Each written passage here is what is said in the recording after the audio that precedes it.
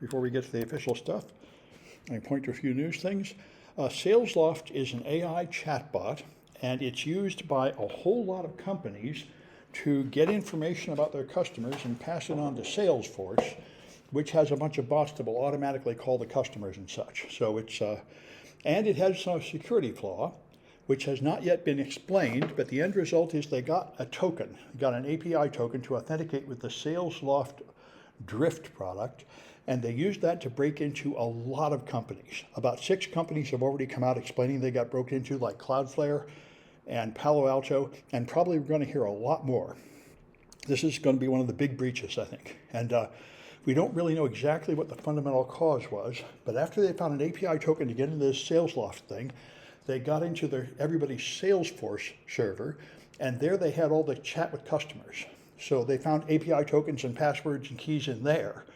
And so here they have a very excellent blog from Cloudflare, which they always do. I know the CEO of Cloudflare. I've known him for years. He presented with me at DEF CON. And it's a very good company. And one of the things they do is nobody's perfect. They have breaches, but when they have breaches, they completely explain what happened, how they found it, what they did about it, how they make sure it's not going to happen again, which is the best thing you can do. And so I'm planning to go through this in considerable detail in my incident response class, because this is a very good example of good incident response. They talked about how they found out about it, they saw suspicious activity, exactly what they did, and basically the first thing you do is limit the harm with threat containment, disconnect whatever machines so it doesn't spread. Then you figure out what's going on and figure out what effect it had on your customers, and then you clean it up. And you end up having to force people to re-authenticate with some of their tokens and so on, and warn your customers. And there's a problem with third-party breaches, and Cloudflare is also a third-party company. I use them to protect my website, many people do, and this is a big issue these days. If you run a website or a business of any kind, you don't control everything.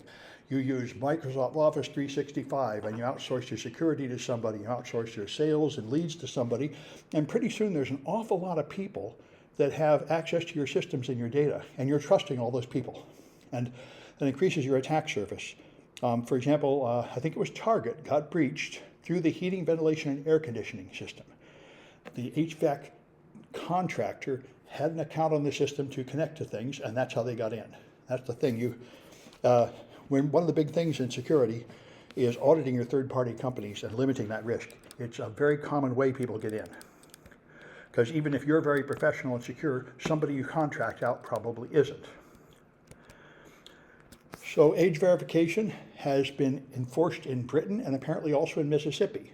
So Signal has ceased to do business in Mississippi, and I think OnlyFans or Pornhub has blocked several states from doing business because there's currently no way to do age verification that works very well. And they all involve doing something like uploading a video of you or a driver's license or something, which then becomes personal data that company has to not lose. And so in the UK, the teenagers quickly figured out that all they have to do is send in a screenshot of a popular video game as their picture, and that'll pass. And this is what usually happens. I mean, the system is usually risky and insecure and ineffective. But, anyway, it's coming. There's a huge pressure to install age verification here in America. It looks like the entire European Union is likely to do it.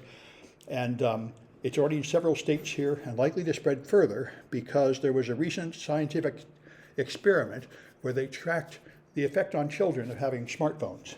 And they found that children who have smartphones at the age of 13 are very mentally disturbed compared to ones that don't get it until the age of 18. And the ones that get it at 13 score much lower on psychological tests. They have more hallucinations, they have more suicidal ideation, and so on. And they strongly suggest there's something very unhealthy about small children having smartphones. And Jonathan Haidt at NYU has done a little work on this, and he blames social networking. That's what he says, which makes sense to me. These kids are just online chatting. They don't actually go out and make real friends and learn how to talk to people and develop social skills and gain the benefits of real friendship. But anyway, that's why I think age verification is coming, whether you like it or not. And currently, there's not any very good way to do it. Right, and so there's another thing I hadn't thought of. Well, OnlyFans is a subscriber-only porn site where you pay for access to certain models, and the sex workers love it because they can actually get a reasonable amount of money at no significant risk here. But it turns out that people keep stealing the content and reposting on other sites, which is a huge problem with all movies and music. And so they pay third-party services to remove the extra copies of their stuff, the unauthorized copies, and most of them are doing something like a Google search for the name and just didn't take down notice to anybody that has that name on it. So they keep hitting innocent sites that have nothing to do with this. And they hit one of the news articles at 404 Media, which is how they got their attention. A lot of people will just run a search and take down all the sites that match something like an image search or a text search. And so they're going to get some innocent sites that are not infringing content. And the way the Digital Millennium and Copyright Act of 1999 is written, it says, if you put up a website that puts up content from other people, like Facebook or something, you are not liable for that content as long as you take it down when you get a complaint. So what everybody does is they just take it down. They don't investigate the complaint. They don't fight it. They just take it down because then you're totally legally in the clear. And so that's why this is the number one way you take down sites you don't like is with a copyright claim. 99% of the time, nobody will ever investigate to see if your claim is true. The site will come down. And so a lot of people use this to take down their competitors' websites, to drive business to theirs, to take down a site just because they don't like somebody, and so on. It's abused all the time. I see comments here. The stream is kind of lagging. Oh, okay. Yeah, it looks like it, doesn't it? Well, I don't think there's anything I can do about it. Try refreshing your browser. That may help. But you know what I could do? I could switch to Zoom. We can see if that works better. This is important. Can you hear me? Here, I'm going to stop the recording of news, and I'm going to work on fixing the stream.